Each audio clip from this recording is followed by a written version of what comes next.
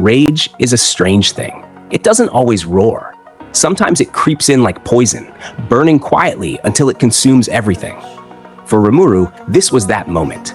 The capture of Veldora was not just another blow. It was the kind of wound that split his very being. Logic, strategy, composure, those things he always clung to, the traits that defined his rise, they cracked under the weight of pure, unrestrained fury. He had endured loss before. When Xion and the others were slaughtered, his grief carried with it a strange clarity. Anger, yes. Regret, yes. But also a stubborn hope that anchored him. That balance made him dangerous, but still human. This time was different. The thought of losing Veldora wasn't just grief. It was destabilizing. It was primal, as if someone had reached into Rimuru's chest and threatened to tear out a part of his soul. His response was blunt, terrifying in its simplicity. The odds? They don't matter. The enemy must be crushed. And here's the trap. The battlefield wasn't just a field of war. It was a cage. Rimuru and his allies were confined inside a dimensional prison, a place later unmasked as the Phantom Fortress. A space not built for victory, but for containment, designed to strip even the strongest of their options. For once, Raphael, the voice of perfection, the ultimate skill that had guided Rimuru through countless crises, stumbled. It apologized for failing to see this coming. That single word of regret from Raphael, mechanical, almost human, was a crack in the armor Rimuru had always trusted.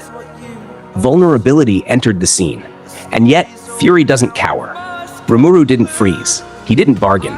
He looked straight at the walls of this so-called prison and dismissed the impossibility. Laplace called it inescapable. Rimuru's reply was colder than steel. We'll just smash our way out. That was the loop tightening.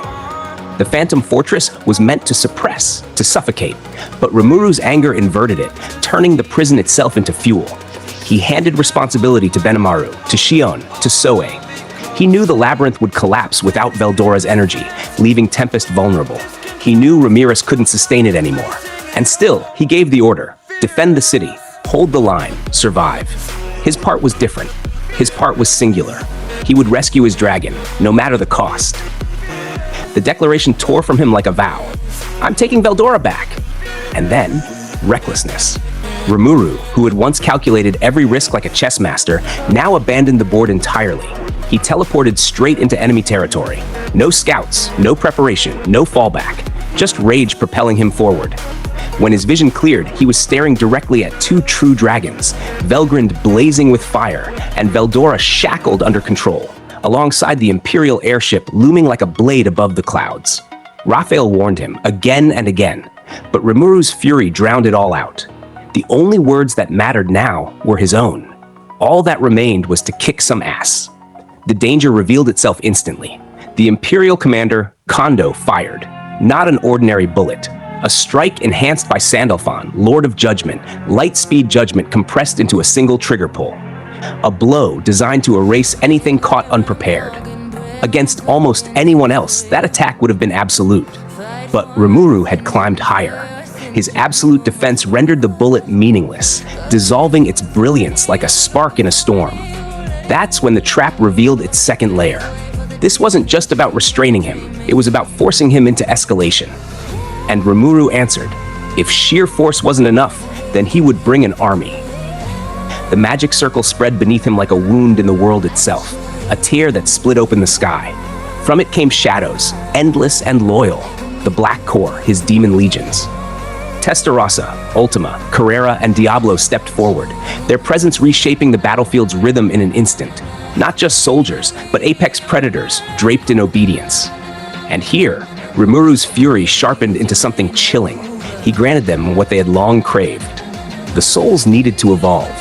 The order carried the weight of contradiction, impossible by design. You can rampage all you want for me, all right? I don't care how much death and destruction you deal, but I will not accept any of you dying, and I will not accept letting our foes stand in my way. It was both freedom and bondage, ecstasy and burden. To the demons, it was perfection. They smiled at the madness of it, eager to embody the contradiction. Diablo, as always, took it further. Watching Velgrynd, the flame dragon herself, he sneered with devotion sharpened to a knife. She's not a problem. Mess with me, and that makes you my enemy. I won't hesitate to consume her. That was the moment Rimuru's fury became something contagious. His people mirrored it. His rage became their creed. But the true brilliance of the trap lay not in confining him, but in testing what happens when rage and loyalty collide. Above, Rimuru was preparing to confront two dragons at once.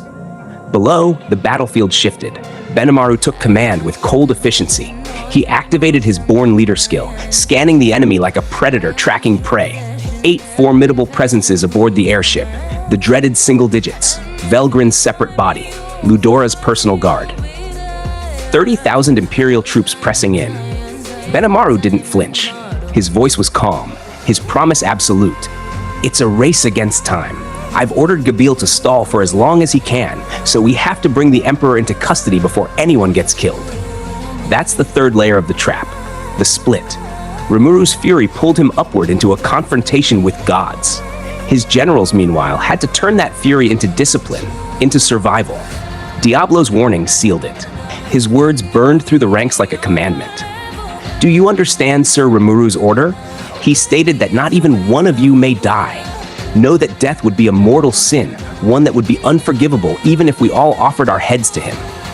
Death wasn't just failure, it was betrayal. And that transformed Rimuru's reckless command, kill all our enemies, into something divine, an impossible paradox. Destroy without hesitation, survive without exception. For immortal demons, it was ecstasy. For mortals, it was terror. Either way, it bound them. The trap, the prison, the enemy, they were no longer what held Rimuru. His own fury had become the crucible, and his army, willing, even eager, marched straight into it. What followed was awakening. Geld evolved into the Barrier Lord, his army igniting with new strength to shield the city. The Daemonesses, Testarossa, Ultima, Carrera, rose higher still, reborn as true Devil Lords, their laughter and cruelty sharpened by newfound power. Around them, nobility formed in shadow, moss-crowned Grand Duke, Veyron elevated to Duke, Ajera to Marquis, Esprit to Count, Sion and Zonda as Viscounts, Venom named Baron. Knights, Chevaliers, an entire hierarchy blooming from Rimuru's command, the Black Corps solidifying into a demonic nobility. Benimaru wove this into a blade. His orders cut clean. Testarossa would spearhead the assault on the airship, crippling the knights without destroying the vessel. Xion, Soe, Carrera, and Ultima would storm behind her. Their true target, Velgryn's separate body and the single digits. When Ultima bristled, demanding the role for herself, Diablo's voice was final. If you disagree with Sir Benimaru's orders, you are going against my will. Consider that before you speak. The stage was set. 100 Chevaliers would blockade the flagship. 500 would reinforce Gabil's line. Pride swelled in Cian as Testarossa acknowledged him, finally, as worthy. And Testarossa's words sliced the silence with cruelty. If any of them survive what I have for them, make sure you mop them up for me. Can't have any of those filthy beasts escaping. Above, Rimuru's fury blazed against Velgrynd and the shackled Veldora. Below, his army moved with ruthless precision, a storm tightening around Ludora's empire. The Phantom Fortress was supposed to be the endgame. Instead, it became a crucible, reshaping Tempest into something far more terrifying. And here lies the final twist, the quietest, but perhaps the most devastating. As Rimuru's fury raged, his subordinates resonated with it. They awakened, evolved, transformed. Food chain bound them to him, and through their ascension, his own power swelled. Every spark of evolution fed back into Rimuru himself. Rage became fuel. Loyalty became growth. The battlefield itself pulsed with metamorphosis, a collective awakening tethered to his will. That is how the trap fails. Not because it was weak, not because it was flawed, but because Rimuru, driven by a fury that consumed reason, turned the very design of his prison inside out. What was meant to suppress him became the engine of his transformation. His people rose, his demons ascended, and his own limits broke. And still, the enemy stood, Velgrynd burning with wrath, Veldora enslaved by Ludora's control. Kondo's judgment aimed at his heart. The single digits waiting aboard the Imperial flagship. But Rimuru no longer cared about traps, about odds, about anything except his vow. I'm taking Veldora back. And with that vow, he set fire to the battlefield itself.